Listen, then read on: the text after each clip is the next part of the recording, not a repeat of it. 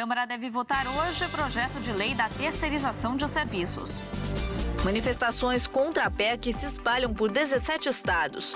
Greve de controladores de voo provoca caos na aviação francesa.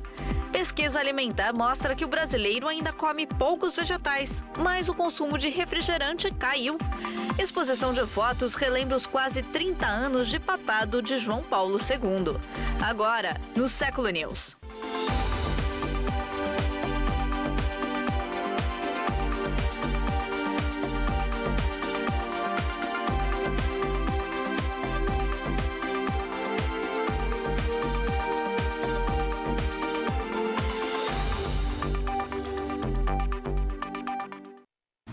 Olá, boa tarde. A votação do projeto de lei que amplia a terceirização em empresas e órgãos públicos ficou para hoje na Câmara dos Deputados. O plenário aprovou ontem à noite, em regime de urgência, a tramitação do projeto, o que significa que ele pode ser analisado imediatamente. E apesar da oposição do Partido dos Trabalhadores e do governo, a promessa do presidente da Casa, Eduardo Cunha, é colocá-lo em votação ainda hoje. E as manifestações contra a PEC aconteceram em 17 estados nesta terça-feira. A terça-feira foi de manifestações em várias cidades brasileiras. As marchas foram organizadas pela Central Única dos Trabalhadores, com apoio de integrantes do Movimento Sem Terra.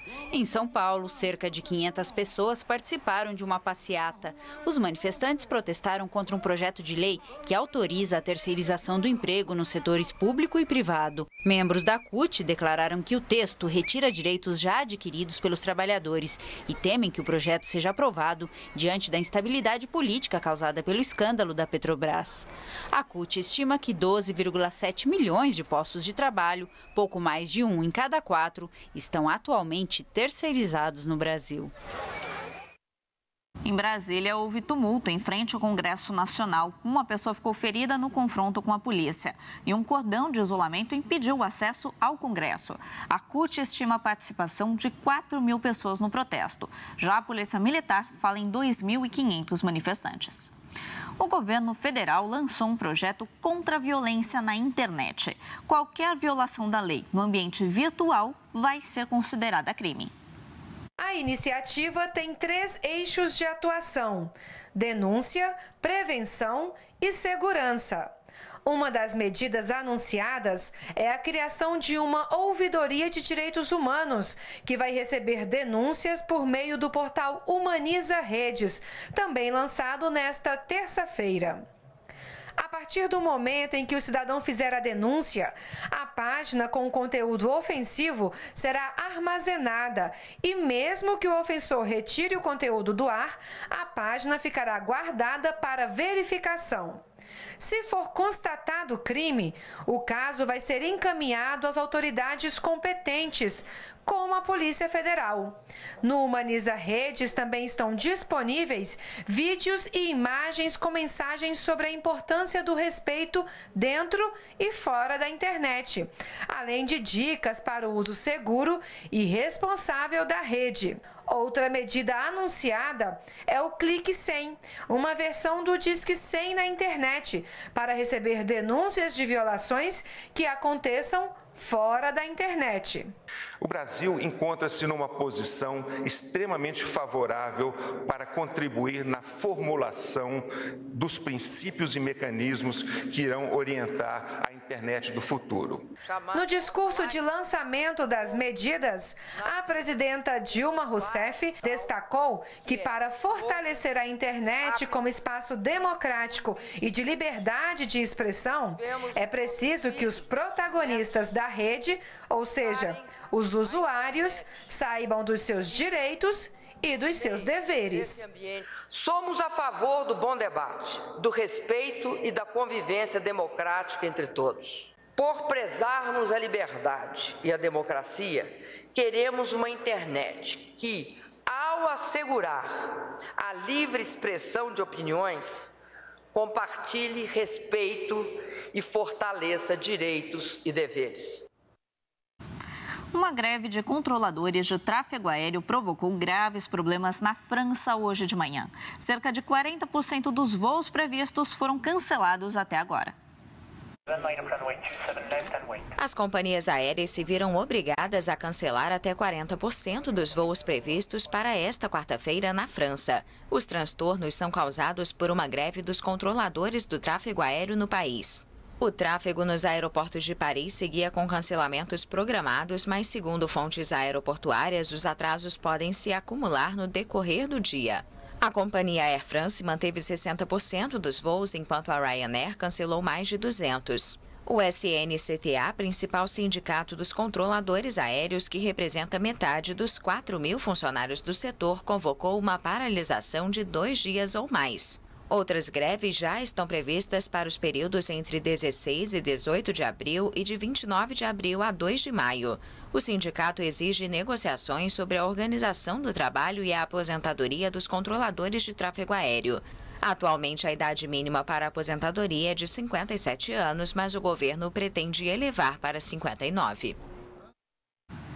A Cruz Vermelha fez um alerta sobre a gravidade da situação no Iêmen. A segunda maior cidade do país enfrenta a falta de alimentos e de medicamentos por causa do conflito armado.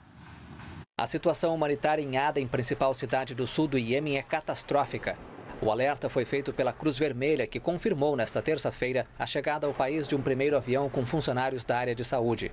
A organização disse que as pessoas não conseguem fugir e que a cidade enfrenta falta de medicamentos e alimentos. Os combates prosseguem no país, principalmente no sul, entre os rebeldes xiitas vinculados ao Irã e as forças leais ao presidente Abd Mansur Hadi, apoiadas pela Arábia Saudita. A Cruz Vermelha fez um apelo a uma trégua imediata para poder entregar ajuda. Em menos de 20 dias, 540 pessoas morreram vítimas dos combates no Iêmen. No período entre 19 de março e 6 de abril, também houve 1.700 feridos. Os números foram divulgados pela Organização Mundial da Saúde em Genebra. De acordo com o Fundo das Nações Unidas para a Infância, pelo menos 74 crianças morreram e 44 ficaram feridas desde 26 de março, quando começou a ofensiva de uma coalizão liderada pela Arábia Saudita. Mas a organização acredita que o número de crianças mortas é muito maior. O Unicef calcula que 1 milhão de crianças estão impedidas de frequentar a escola no Iêmen por causa da violência. Você vai ver no próximo bloco uma pesquisa sobre a alimentação dos brasileiros. Esta quarta-feira em São Paulo o tempo fica nublado e o sol deve aparecer em curtos períodos. As temperaturas caíram e a máxima não passa dos 24 graus. Em Boa Vista, o céu deve permanecer aberto com o sol durante todo o dia. Os termômetros podem registrar a máxima de 36 graus na capital de Roraima.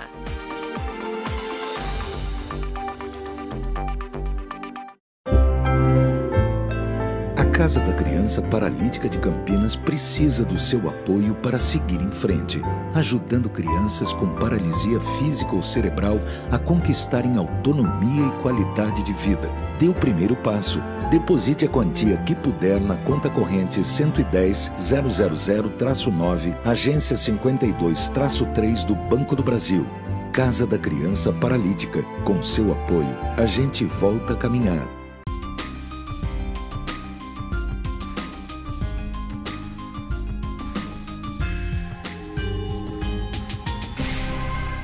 Transporte deficiente e carências no sistema de saúde fazem parte da rotina do brasileiro e revelam outro grave problema, violência urbana. Nós recebemos no Ação Nacional dessa semana o geógrafo e pesquisador da Unicamp, Sérgio Teixeira. Não perca! Baseado no best-seller O Monge é o Executivo. Você vai entrar no mundo da liderança e descobrir como mudar o mundo à sua volta. Vai aprender a servir sem perder a autoridade. Acesse agora rs21.com.br/EAD. Livro Mãe dos Aflitos. Quando evocamos o nome de Nossa Senhora dos Aflitos, colocamos-nos sob a sua inconfundível, admirável proteção de mãe, que quer a felicidade de seus filhos. Dom Fernando Figueiredo e Padre Anderson Andrade selecionaram 4 novenas para que você possa pedir a intercessão da Mãe dos Aflitos nas mais variadas intenções. Livro Mãe dos Aflitos. Adquira através do nosso telefone 19 3871 9600 ou acesse o nosso site www.rs21.com.br.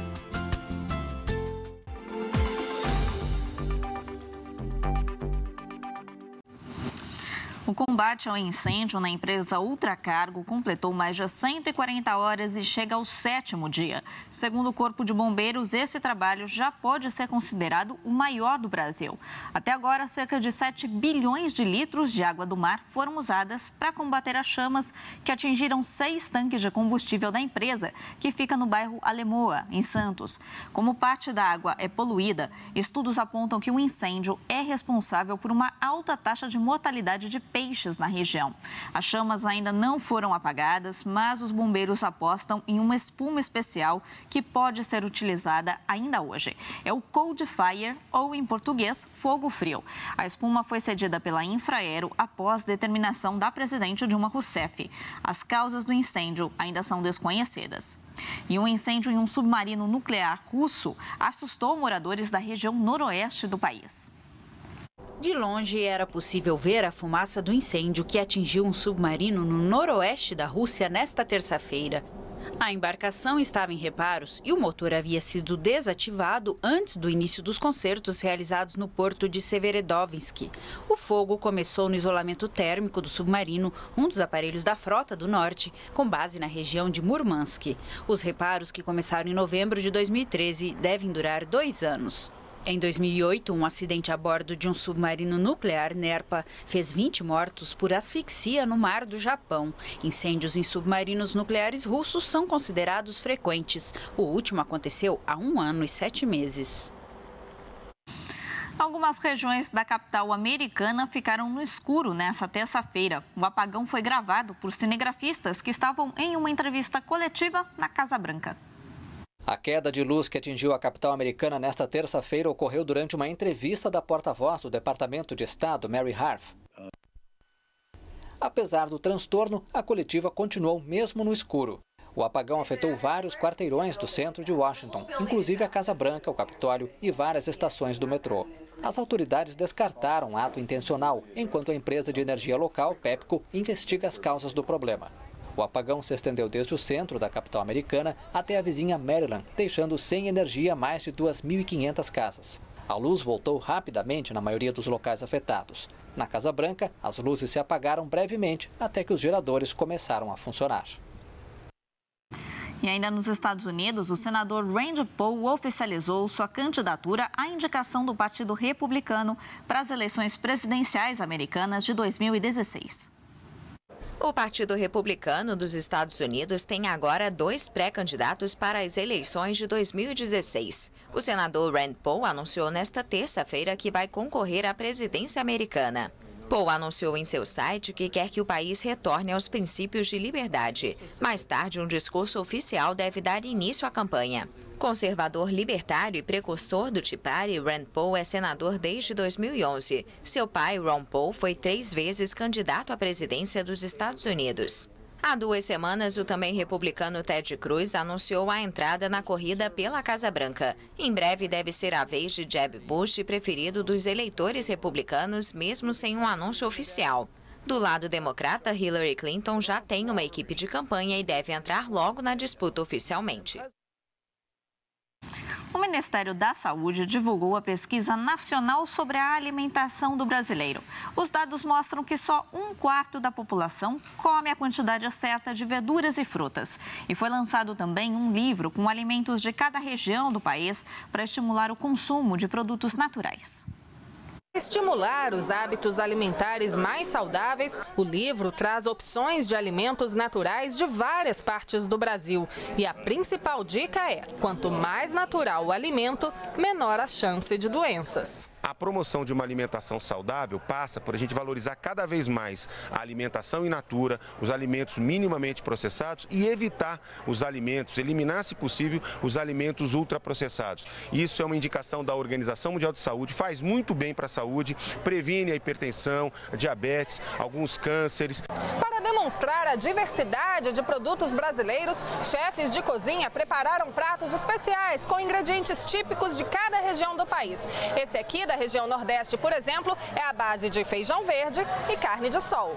Em cada uma das regiões do país, nós encontramos ofertas de produtos que, claro, por serem produzidos naquela região, são muito mais baratos, são muito mais acessíveis e que têm alto valor nutriente, ou seja, são produtos que são capazes de garantir a quem se alimenta com eles, não apenas proteção para a sua saúde, mas tudo aquilo que precisa em termos de energia, de nutrientes, para poder ter uma vida mais saudável. A pesquisa Vigitel 2014, também divulgada nesta terça-feira, mostra que quase 7 em cada 10 brasileiros consomem feijão 5 ou mais dias por semana. De acordo com a pesquisa, apenas 1/4 da população come frutas e hortaliças na quantidade recomendada pela OMS, Organização Mundial da Saúde, que é de 5 porções por dia. Mas, segundo a Vigitel, esse índice tem melhorado. Em 2008, era de apenas 20% da população do país. E o consumo de refrigerantes caiu 20% nos últimos 6 anos. Para a nutricionista e apresentadora Bela Gil, adepta da culinária natural, além de saudável, a alimentação ideal deve ser sustentável. E, segundo ela, é preciso uma mudança de comportamento para viver melhor. Olhar a alimentação de uma maneira holística, integral, verdadeiramente saudável, é isso, é entender que o alimento não deve ser só bom para o nosso corpo, mas para o produtor e para a terra também. Daqui a pouquinho, à 1h da tarde, tem Século XXI Esportes. Vamos saber, então, o que vem por aí no programa de hoje. Muito boa tarde para você, Beto Quinalha. Para você também, Renata, muito boa tarde, amigo. Ligadinho na rede Século XXI, aqui no Século News. Bom, daqui a pouquinho, à 1h da tarde, estarei aqui com o Elias Aredes e também com o Deci Mailete. Uma quarta-feira super agitada, afinal de contas, temos algumas decisões pelos campeonatos estaduais. Aqui em São Paulo, a última rodada, Renata, e saberemos qual será o adversário do Santos. O 15 de Piracicaba recebendo o Corinthians, que deve com um time alternativo, e a Penapolense recebendo o São Bento. São Bento ou 15, para saber qual será o adversário do Santos. Teremos decisão também no Rio de Janeiro. Afinal de contas, o Vasco entra em campo hoje, brigando por uma vaga, assim como também o Fluminense e o Madureira. Aliás, o confronto lá em Volta Redonda entre Madureira e Fluminense. O empate basta para o Madureira, aí o Fluminense ficaria de fora das semifinais do Campeonato Carioca. Tem gols internacionais e, lógico, vamos falar também de Libertadores da América. Tem time brasileiro em campo hoje. O Cruzeiro defendendo a liderança do Grupo 3, recebendo o Mineiros. A gente já vê imagens aí do treinamento do Cruzeiro, que joga no Mineirão para vencer o Mineiro e continuar na liderança da Copa Libertadores da América. Você viu aí? Está imperdível o nosso Século XXI Esporte. Estou esperando todo mundo a partir da 1h da tarde aqui. Imperdível. Obrigada, Beto. Até já, então. E a seguir, uma exposição com fotos do Papa João Paulo II. O dia fica parcialmente nublado na capital do Amazonas, podendo ter pancadas de chuva de curta duração acompanhada de trovoadas a qualquer hora do dia. Em Manaus, a máxima é de 33 graus. Em Curitiba, quarta-feira é de sol com poucas nuvens no céu. A máxima não passa dos 22 graus na capital do Paraná.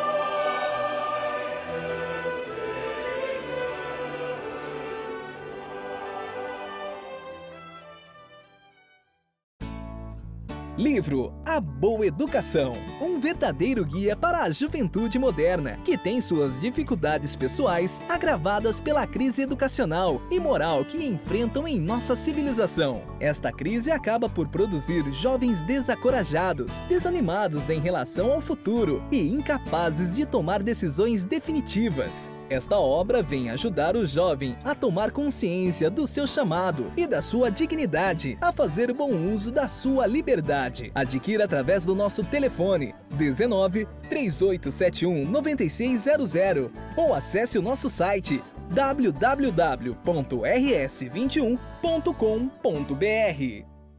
Sua trajetória de sucesso começa com um primeiro passo. Faculdade à distância no Claretiano Centro Universitário. Diversos cursos de graduação e pós-graduação. A faculdade à distância encurta caminhos, tempo e dinheiro. Prepare-se para o mercado com novos métodos de aprendizagem. Venha para a melhor faculdade à distância do Brasil, o Claretiano Centro Universitário. Informe-se sobre o polo mais próximo de você. Vestibular 2015 no Claretiano. Inscreva-se claretiano.edu.br. Daqui a pouco, à 13h, Decimar Leite e Elias Aredes vão debater a rodada decisiva dos campeonatos estaduais. Tem Libertadores também. É logo após o Século News.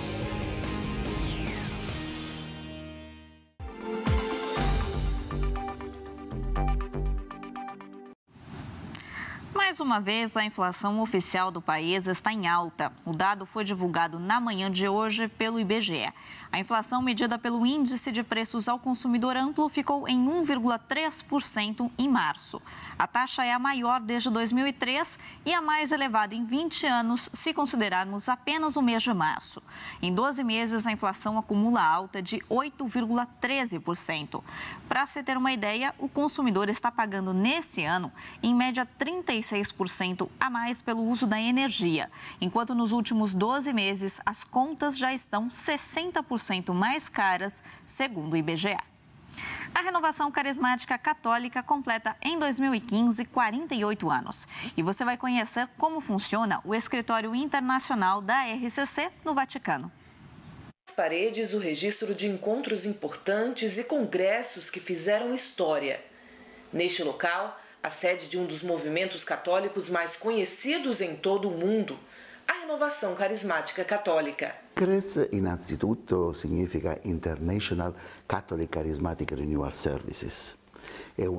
O ICRES, Escritório Internacional da Renovação Carismática, é uma organização de direito pontifício que está a serviço desse movimento, que espalhou-se por todo o mundo. Em 1984, Papa João Paulo II quis que este órgão fosse criado e funcionasse aqui no Vaticano. O ICRES é conduzido por um conselho internacional composto por 14 membros de várias partes do mundo, porque a RCC já está presente nos 5 continentes. O cattolico, appunto, è diffuso in tutti e 5 i continenti. No local trabalham voluntários de vários países, entre os quais um brasileiro, que vê o seu trabalho como uma verdadeira missão. Está aqui representando tanto a minha comunidade como a RCC do Brasil é uma coisa muito especial. Foi um chamado, foi uma coisa que eu senti no meu coração para vir. Tanto que uma das cartas que eu escrevi para cá, eu falei isso para o diretor, né? Então, tanto o diretor como eu estava em oração e teve essa conexão, essa coisa que Deus disse, vai, e acabou que eu vim. Todos os dias, os voluntários do ICRES se reúnem nesta capela para rezar pelos membros do movimento. De acordo com o presidente do órgão, a espiritualidade vivida pela RCC é aquela de um novo Pentecostes, termo utilizado pelos últimos 3 papas. Sì, è vero, è proprio vero che tutti i papi.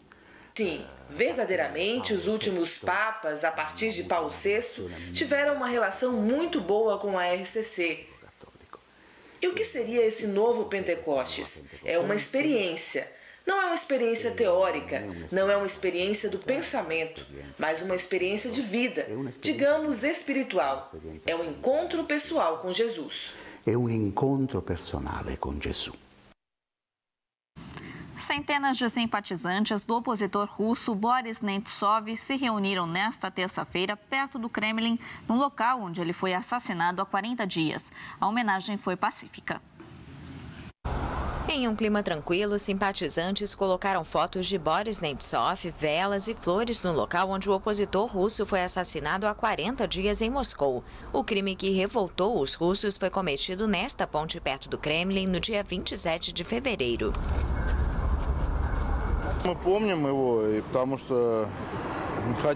Queremos que este crime seja solucionado e que o sonho de que a Rússia seja um país livre se torne realidade um dia.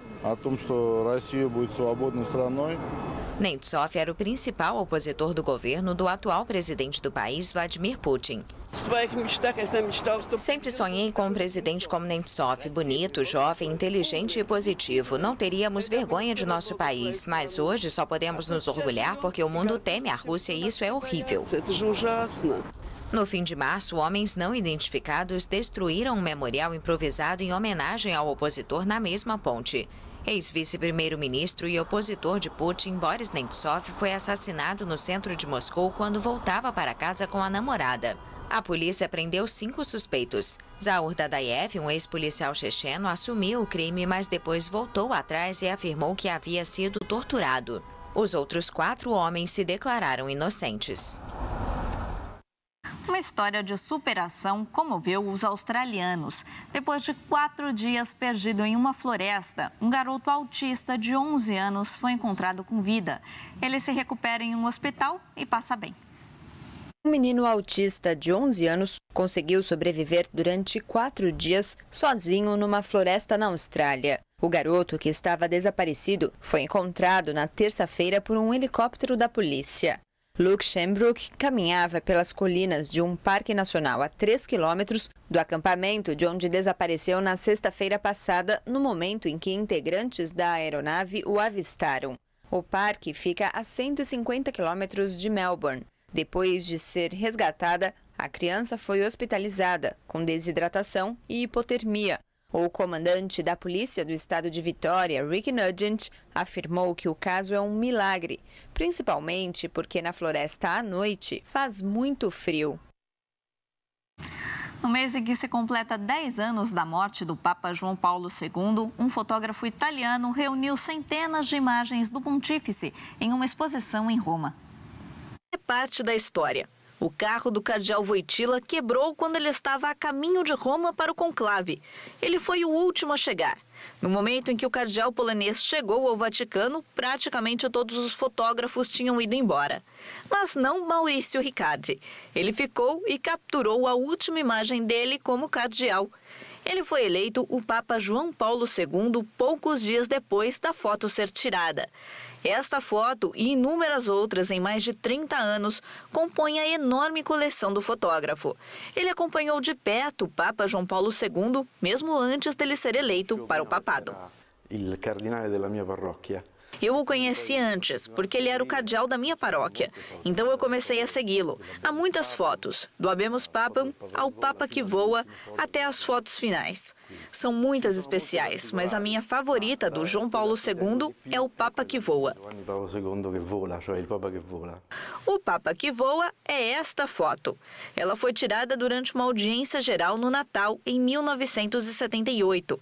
O Papa saudou os peregrinos de braços abertos enquanto se movia. E Riccardi capturou essa imagem única. Depois de uma vida inteira de memórias compartilhadas com um gigante da fé, é impossível se lembrar de cada imagem significativa. Mas com uma exposição aberta por alguns dias em Roma, Riccardi quer prestar homenagem ao Papa inesquecível no 10º aniversário de sua morte. As fotos se concentram nos gestos mais reconhecíveis do Papa. Seu olhar direto, como ele apontava o dedo quando queria enfatizar uma ideia, seu sorriso ou a ternura que ele compartilhava com os peregrinos. Há também uma imagem que teve um impacto particularmente forte sobre o Papa João Paulo II. Mostrá-lo com seu predecessor, o Papa João Paulo I. Ele ficou encantado com a imagem O Papa que Voa e, acima de tudo, a outra com 2 papas. Ele gostava muito. Ele pensava que era quase como um sinal. Eu estava animado. Riccardi tem inúmeras fotos do pontífice polonês em seus arquivos. Todas elas retratam uma figura que ultrapassou todas as barreiras e deixou uma marca na história que não será esquecida. Por hoje é só. Você acompanha outras notícias logo mais à tarde no Boletim Século News. Ótima tarde para você.